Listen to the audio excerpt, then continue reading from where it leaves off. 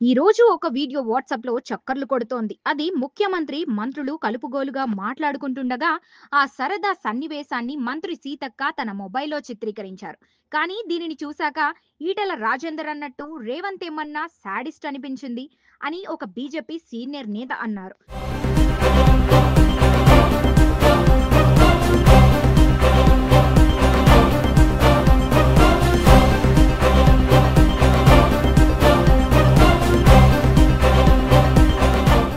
ఓ పక్క central university విద్యార్థులు, ప్రతిపక్ష ఎమ్మెల్యేలు, పలువురు సంఘ సంస్కర్తలు పచ్చటి చెట్లు నరకవద్దని ఆందోళన చేస్తుంటే, సీఎం మంత్రులు మాత్రం వికటట్టహాసం చేస్తున్నారు. ప్రజల భూములు అమ్మవద్దు అని ఆందోళన చేస్తుంటే వేడుక చేసుకుంటున్నట్టు ఉందని విమర్శలు చేస్తున్నారు.